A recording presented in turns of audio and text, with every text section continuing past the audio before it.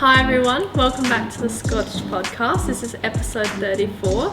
We've got Tom and me, obviously, our college vice captains, and today we're joined by the wonderful Paul Dillon. Paul, thank you for joining us today. We really appreciate having you. Thank you so much for asking me. It's a great pleasure to be here. So for a bit of context, Paul Dillon has been working in the area of drug education for almost 30 years through his own business, Drug and Alcohol Research and Training Australia, DARTA. He has been contracted by many organisations to provide updates on current drug trends, as well as advice on alcohol and other drug issues. He continues to work with many school communities across the country to ensure that they have access to quality information and best practice drug education. In 2009, his best-selling book, Teenagers, Alcohol and Drugs, was published, and this has since been released internationally. With a broad knowledge of a range of content ideas, Paul is regarded as a key social commentator and has featured on television programs such as Sunrise, Today, and The Project. Paul writes a blog for parents and caregivers, as well as another for young people, and these have recently been released in a podcast format. So I think, Paul, we'll started off by sort of asking, how did you get into this industry and what sort of led you up to starting DARTA? Well, I was a teacher many years ago. I loved teaching. It was always something I wanted to do when I was younger. But I always promised myself I'd get out of teaching when I started not liking young people. And unfortunately, when you're a teacher, it can be quite hard. So I did that for about 10 years, and then I left. I did a couple of other things, and I kind of ended up accidentally. It was literally kind of a fluke that I ended up at a research centre at the University of New South Wales, and they actually looked into alcohol and other drugs. That's what their area was. And I was doing my work there, and then we kept getting phone calls from schools saying, could you get a researcher to come in and speak about alcohol and other drugs? And of course, none of the researchers wanted to do it. And they said, well, look, you were a teacher. Why don't you go and do it? And I thought, okay, so I did it, and that's it. It kind of just exploded from there over the years. And I'm very, very lucky. I don't know how people go to a job every day and don't like what they do.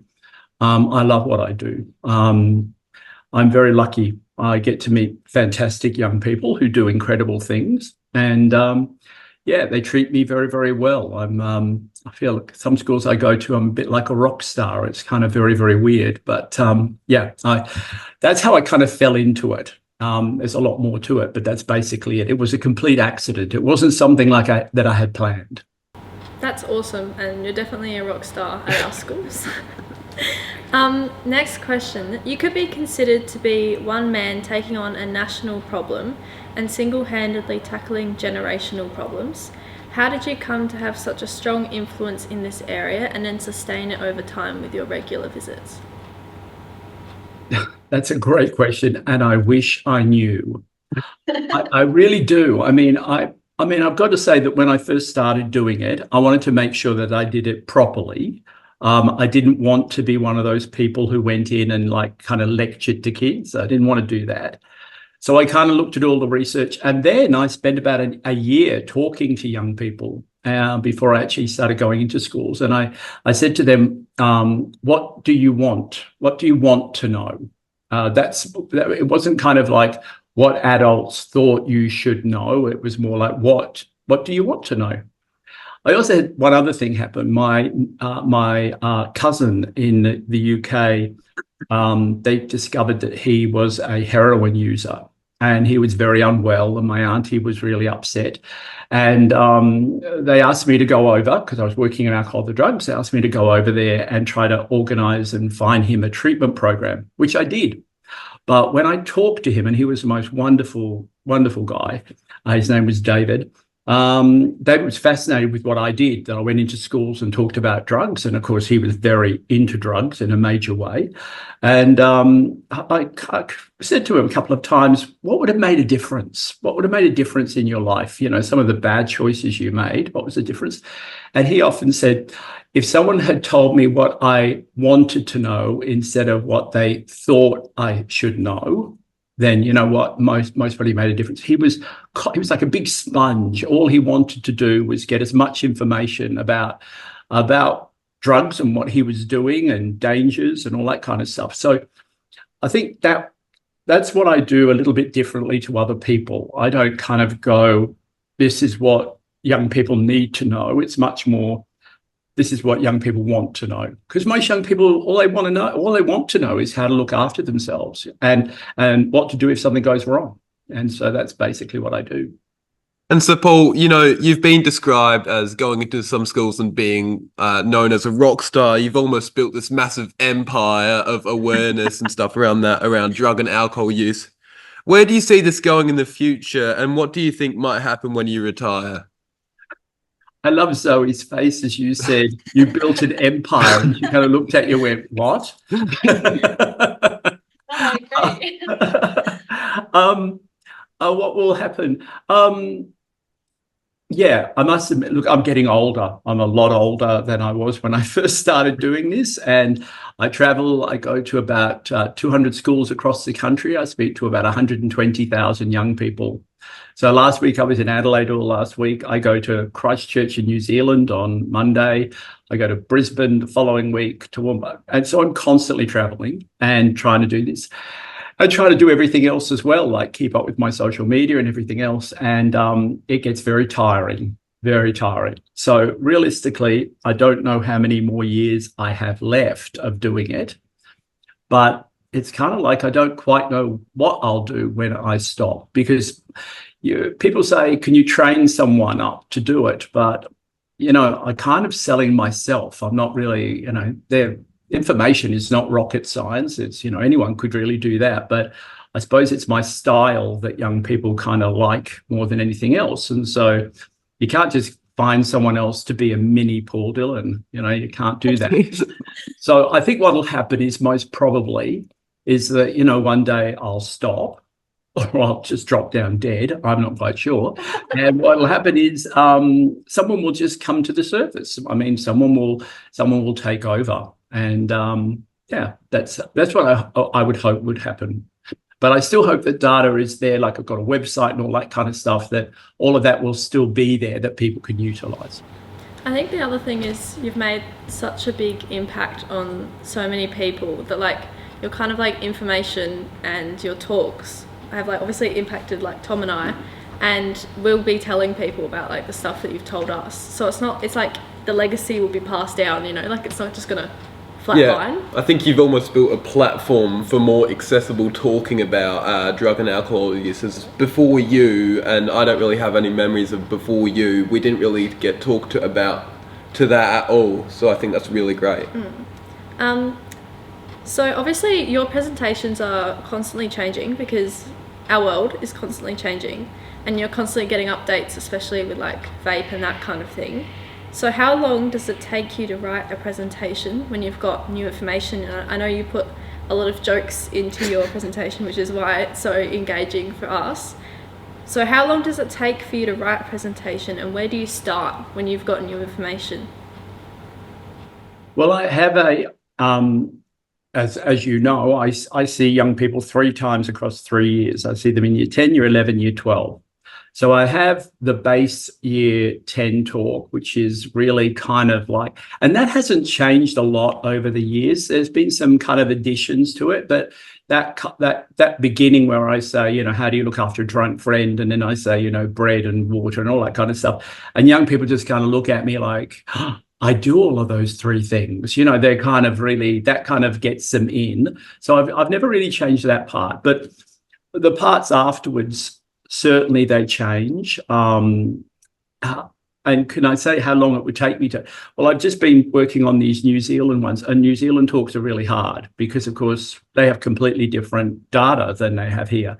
So they take me a very long time to write. But I think the thing that most probably makes them work is that I speak to young people constantly, you know, every single day, and they share stories with me. They ask me questions, and I think one of the things that make my talk quite real to young people are those stories about real young people and what's happened to them.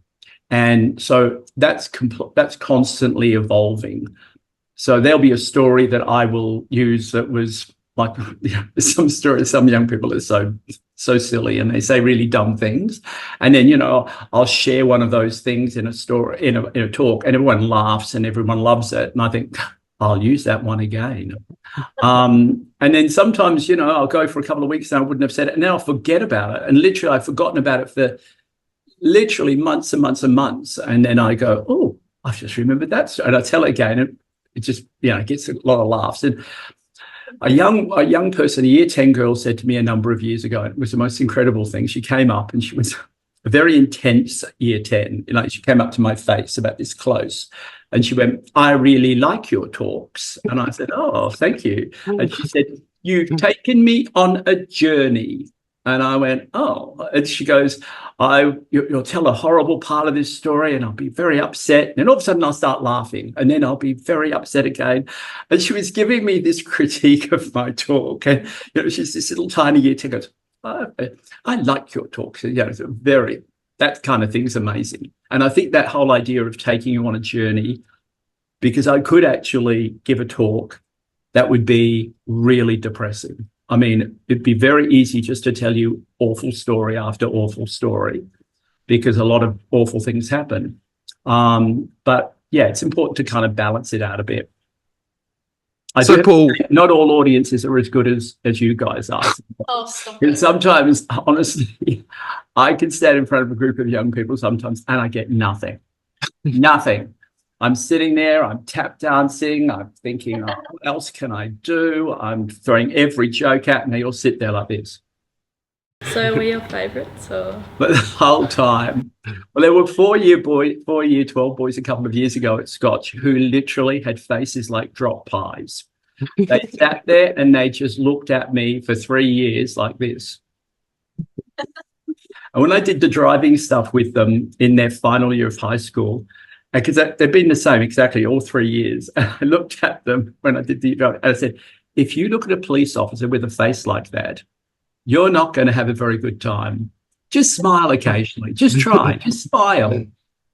So hopefully, hopefully young people walk out with information, but they've also felt like they've had a pretty good time. I think comedy is such a huge part of what you do, to obviously engage like a young audience. I feel like that's like probably the thing that stuck with us the most with your talks is that they're actually like entertaining. Like we learn a lot. Yeah, you want to go and see Paul Dillon. But they stick with you because you remember the funny stuff as well. So well, I think it's Watertime is a great example of that. Watertime is kind of just a really silly little phrase that just resonates with people and they remember it for years. So Paul, as you've described, you're mainly a man who goes and talks to schools. So I think if people saw you out in the open, they would react a bit differently or weirdly. And do you have any memorable instances from anyone seeing you out in the public? Oh, I try to go to New York at least once a year if I possibly can, because I love New York. And I don't think I've had a time of going to New York in the last maybe 4 or 5 times where a young person just hasn't walked up on the street and just went, oh, it's well done. It's Watertime. Or literally something like that. It doesn't matter where I go in the world. I meet people. I mean, I really am a Z grade celebrity. I mean, really at the bottom of the barrel. I mean, I'm certainly not, I'm not Kim Kardashian or whatever. But it's really quite incredible how many. I do have to say, I'm telling this story now in most of my talks. A couple of weeks ago, I was walking down Pitt Street Mall, which is kind of like your Rundle Street Mall, walking down, and I just bought a brand new pair of Jordans. I was happy with myself as I was walking down. And these 2 girls literally jumped on me and said, oh, can we take a selfie? Can you sign my water bottle? And I did all of that stuff. And then this girl just said, quite possibly the dumbest thing. And look, I always say there's no such thing as a dumb question, but this was the dumbest question I've ever heard and quite frightening. She said, oh, my friend and I took ketamine last week. What is it? What is it? I mean, I just kind of looked at it and I thought, oh my, it was just terrifying, And so, yeah, I've got I have lots and lots of amazing kind of experiences with young people. And what I think is quite incredible is they always treat me incredibly well, very, very respectfully. I very rare. Sometimes people ask me, do I ever get anything rude or kind of disrespectful on Instagram or something? And I could say maybe I've had about 5 or 6, maybe up to 10 videos particularly, which were really terrible. And I have to say, with every one of those, in the day following or by Monday, I'll have an apology from that person. They actually write and apologize because they usually say, I was really drunk, I didn't know what I was doing. The fact that they actually did that was, I think, incredibly, that's just incredible. It's because people have a lot of respect for you, and I think one of my favourite thing about what you do is that you take such a deep topic that can be quite difficult for some people, and you make it something positive and like fun, light, yeah. And then I think it lets everyone learn more about it because they feel safer in that kind of environment, and that's why people respect you and ask you questions like, what is it? But you know, water time, which we mentioned before, is probably one of your most iconic phrases. Have you ever considered corporate sponsorship from Mount Franklin, Perrier, Fiji, or even a Coles brand in relation to your water time? Even a Coles brand? I don't think Coles would be too happy with that comment. I have been, because I've got close to 50,000 followers on Instagram now, and my engagement rate, my actual number of people who like things, is incredibly high. It's much higher than a lot of really big celebrities, which I don't understand, but it's kind of like worked on a percentage kind of thing. And I have been approached by water companies to do a paid thing. And I mean, to be quite honest, when they actually want to pay you, it's a lot of money. It's a lot of money. But I've said no. And the main reason I've said no is that I think as soon as I do that, it changes what I do. Yeah. And I think kids, particularly young people of your age, are very kind of cynical about that kind of stuff. And I don't need the money. It's not like I certainly if I was broke and I had, I couldn't eat, I'd be going to Mount Franklin and saying, I need sponsorship. No, that's why I don't do it, because I do think young people would see through that very quickly and say, oh, he's making money out of that. And that's why I don't.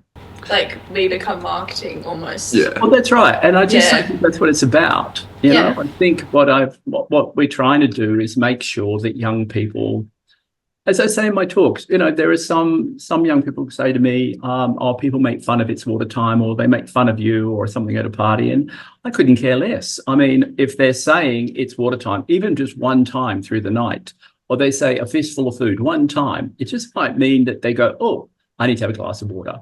It just means that you've just got just a kind of a very brief second or a couple of minutes where you're thinking about safety. And that's what we want you to do.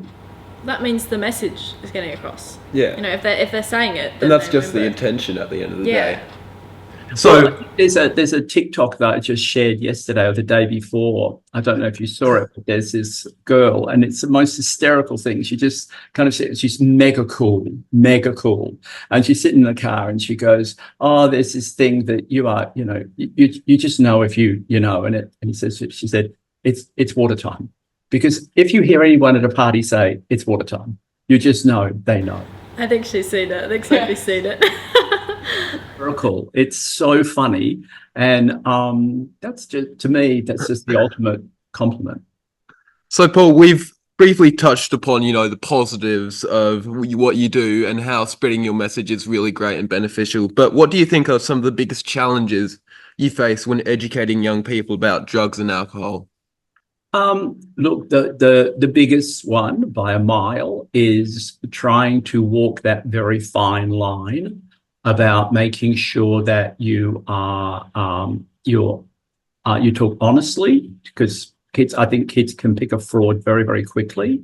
So you've got to try to be honest, give good information, but at the same time, try to balance it up by not having anyone think that you're condoning anything. That line is very, very, very tough. Yeah. Because it only takes one person to go home after my talk and say, Paul Dillon said this. And, I could find myself on the front page of the paper, being accused of, promoting drug use or whatever. And so that line is always really, really hard. It's really tough. And I've only ever had a couple of times where kids have gone home and said something and parents have rang me up and, well, one time was absolutely furious, but believing that I had said this when in actual fact, the young person had, what I'd said was correct, but he just hadn't said the whole thing. And so that's the problem. I think that's the biggest one. And I think that's one big one. I think the other issue is that there are times where a young person will tell me something and I have to be really careful about, disclosure and duty of care and all that kind of stuff. But sometimes young people have wanted to say something and I've been the first person they've told who has either been a number of cases where girls have been sexually assaulted when they were drunk, some pretty serious drug use that they were frightened about where they were going. That stuff is really hard. And you've got to follow some procedures, then it becomes quite difficult.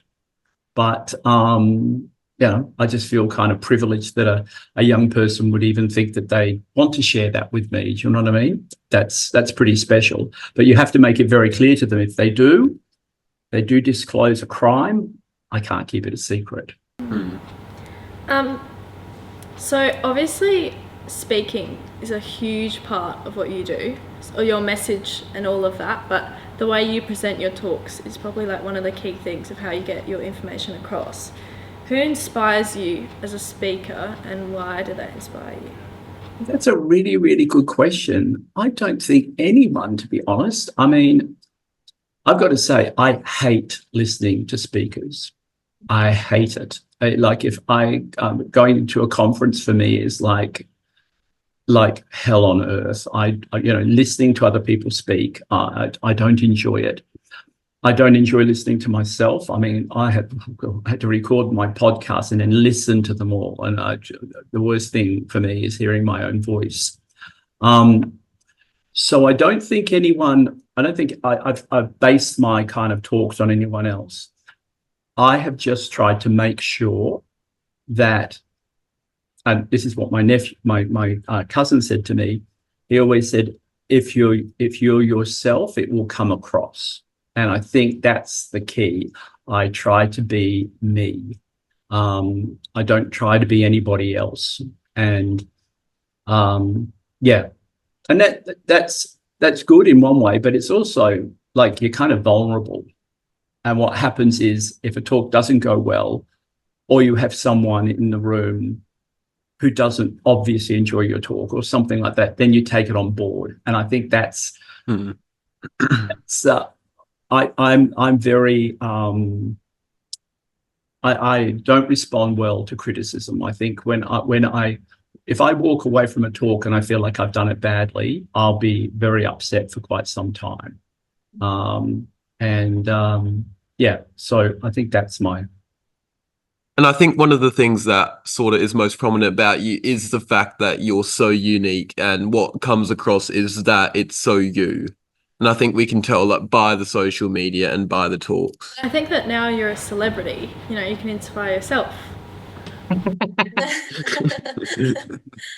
So, Paul, what advice do you have for parents? Because, we've talked about kids, and what about the other side? What advice do you have for parents who are trying to talk to their children about drugs, and what mistakes that are common should they particularly avoid?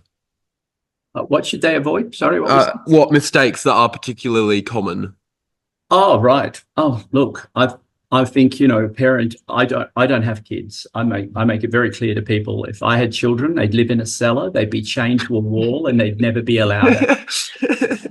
And that's because realistically, I see the very worst of what can happen. I go to schools where young people die, and you only have to go to one school where there has been a death, and it changes you forever. It really does.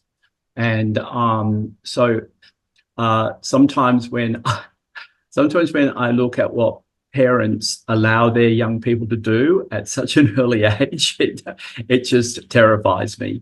But you know what? If no one can tell a parent what to do with their child. No one has the right to do that. It's their own precious jewel. They love them. They want to do their very best to keep them safe. Unfortunately, if you look at what the evidence says about what parents should do around, particularly alcohol, most parents aren't doing that. And, you can turn around and you can say, this is the evidence. And that's all I can do. I can't turn around and say, this is what you have to do as a parent, because I've got no right to do that. But I think when you look at how parenting has changed in recent years, it's a bit of a worry, because I think there are too many parents who want to be their child's best friend. And you know what? You only get one set of parents, but you get lots of best friends. And most young people I've met, even the mega cool ones who want to drink and want a parent who gives them alcohol, in the end, they work out. The parents who put boundaries and actually say no occasionally, most probably, are going to try to keep them as safe as possible. It's hard, though. Parenting is a really, really hard one. It's going to be different for every child. Unfortunately, there are some young people that if you put too many boundaries around them, you lose them. They just pull away. And when they pull away, it's very hard to get them back. So, yeah, I think all we can do for parents is to say, here's the information, here's what we know from the research. Now it's over to you to kind of match this with your own family. How does it work with your family and with each individual kid? I don't know about you two, but I've got two younger brothers, and my goodness me, I'm so different to them, so different. And my parents had to parent them in a very different way. Like, I was an angel. I did nothing wrong. I was so boring. It was unbelievable. I think my parents thought I was going to join a nunnery. I mean, I was just so boring. But my two brothers got into trouble. So, I had exactly the same parents. So it's really different people, different kids, different parenting. Yeah, I guess you can't apply. Sorry. I guess you can't apply like the same parenting because they're different kids, like all kids respond differently. So yeah, I think that's like a very good point. Well, one of the biggest mistakes that parents make is often they'll say their middle child was the most difficult. Usually that's what parents say. And the first one, you kind of do everything and it kind of works with that young person. And that's why the first one is usually not too much of a problem, me. But then you have the second one comes along, and what happens is you try to do the same thing again, and it's like banging your head against the brick wall. Well, I'm the second one, so yeah, and usually it's the second one that could. But I can't imagine, Zoe, that you are a problem. Tom's got stories on the next exciting podcast. Yeah, Tom. I'm joking. So obviously, as you've mentioned, there are some quite heavy topics that you work with, and because you also travel a lot, your job can get overwhelming at times, I can imagine. What are some of the things that you do to unwind and relax? Like, what are some of your hobbies? Well, I must admit, I don't have too many hobbies anymore, mainly because I'm just so busy. But I'm very... I love music, and I listen to music whenever I can. I buy a lot of music. I also really love old movies. I got that from my mum, so I buy lots and lots of very films from the 30s and 40s, and so really old movies. And I try to stay fit, because I tell you what, when you travel across the country and you live in hotel rooms, I could honestly be the size of a bus if I didn't actually, keep moving and exercising. And and also when you get old, everything just slows down. Like literally you eat a Mars bar and all of a sudden the next day the Mars bar, you could munch it and crunch it, but it comes out in a full size on your side, like it just appears. So as you get older, it just gets much more difficult. Yeah, room service is quite. Yeah, that minibar can be quite appetizing sometimes. Well, thank goodness I don't drink alcohol, because literally, I think if I drank alcohol, I'd be rolling around. Yeah, they wouldn't fly me. I'd be in a freight plane. Well, Paul, thank you so much for coming in today. We've loved talking to you and learning from you. We're very grateful for the messages that you spread. Yeah. Everything we talk about, it means a lot to us and it means a lot to a lot of people. And all the people you've helped throughout their journey. Yeah, thank you so much. We really appreciate it. It's been an absolute joy speaking to the two of you. I love it when I can have a bit of fun with people, and you just got big smiles on your faces. It's been a joy. Thank you to Scotch College. I have a very long relationship with Scotch College. It goes back a long time now. And thank you so much for letting me be a part of this. Yeah. All the best for the rest of your year. Thank you very much. All the best.